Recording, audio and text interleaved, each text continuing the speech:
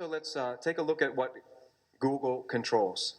Google controls Blogger.com by acquisition of its creator, Pyra Labs, in February 2003. At that time, Pyra Labs had 1.1 million registered users. Google absorbed it by acquisition.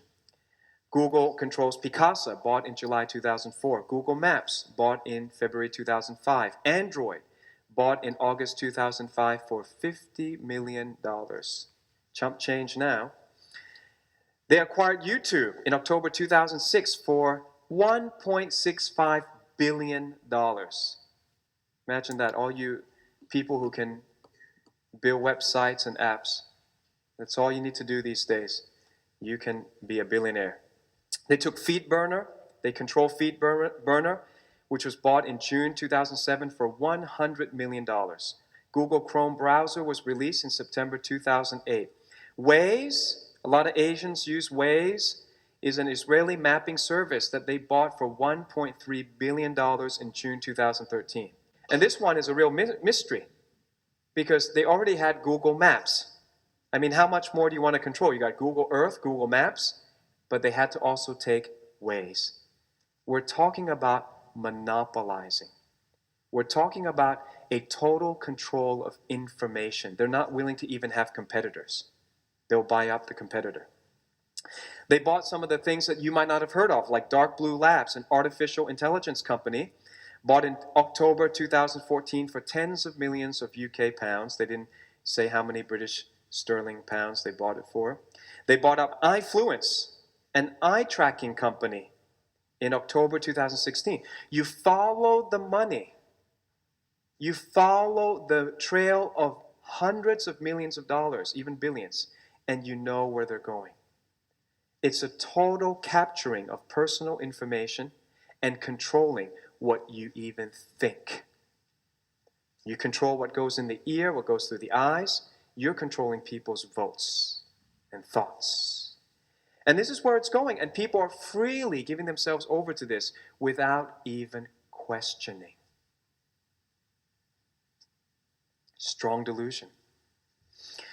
I want to tell you an old example, but can't find one that beats it. I've got some new example to tell you, but let me go back in time. And I'm going to write a blog called 7 Reasons to Stop Googling. Stop Googling, okay? What else can you do? Well, I'm going to show you. I've switched over from Google to Bing. I'm not going to Google anymore. I'm going to Bing it, all right? But I won't give you all the reasons here. You can go to newswars.com.au, and we're going to post that up, 7 reasons to stop Googling. But here was a video that was put out by the Rebel Media up in Canada. And the title of this video was, "Type these 5 words into Google and see proof the system is rigged." So what are they talking about? So type in H-O-W, okay, Google begins to make suggestions. You've seen that, right? They are trying to direct your thought. They're trying to make you behave in an approved way. You understand that? That's what suggestions are.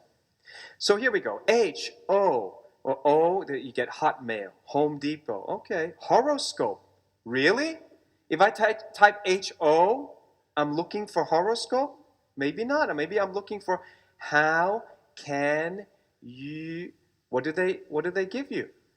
How can you get herpes? I see, okay. Let's finish. How can you okay, this is during the U.S. presidential election. What does Google suggest? What do you think I'm looking for? How can you how can you volunteer in the hospital? How can you vote? How can you vote for Hillary Clinton? That's a suggestion from Google. Okay, so there's a clear bias towards Hillary Clinton at the point of typing in VO. So let's go T. Now it's how you can vote. Now they know you're looking for how you can vote, and then it's for Hillary Clinton.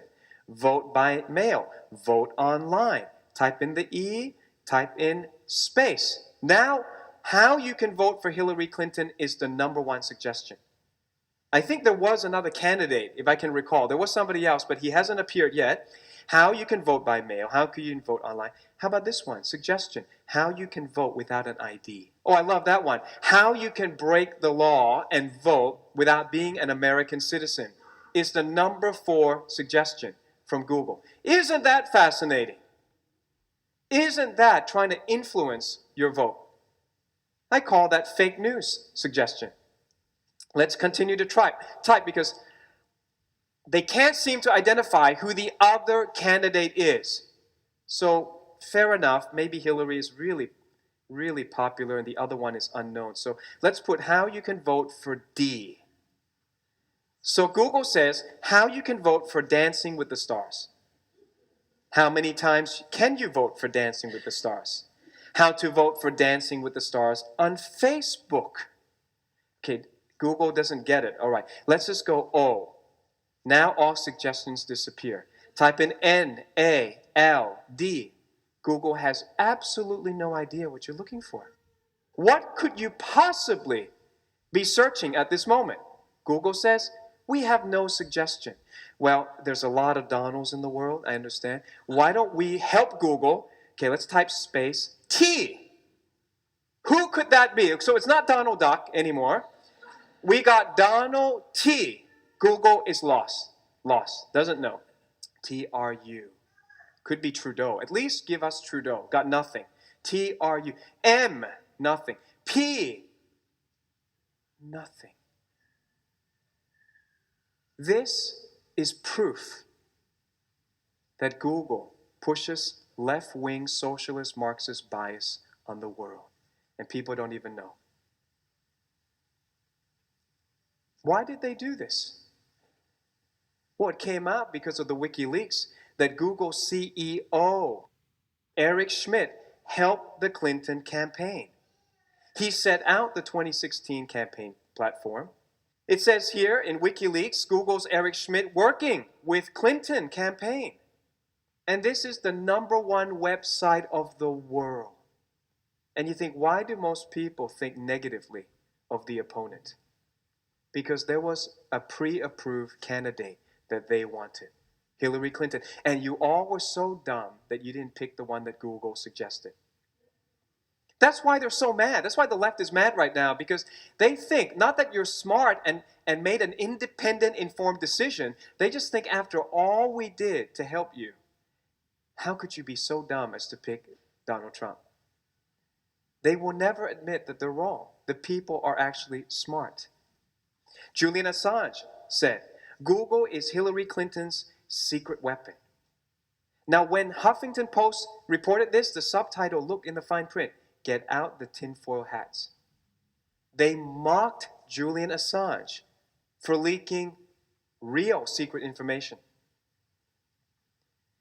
But then it came out, the truth was, Groundwork, a stealthy startup funded by Google chairman Eric Schmidt, built the digital infrastructure for Hillary Clinton and provided consulting services to her campaign. How many of you guys have websites that you would love CEO chairman Eric Schmidt to build the back end for you?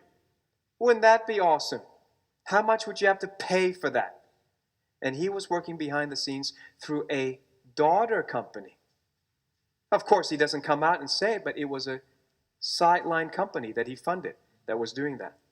And guess what? The chief technology officer, the main IT person of the Clinton campaign, Stephanie Hannon, was hired straight out of Google. What deception.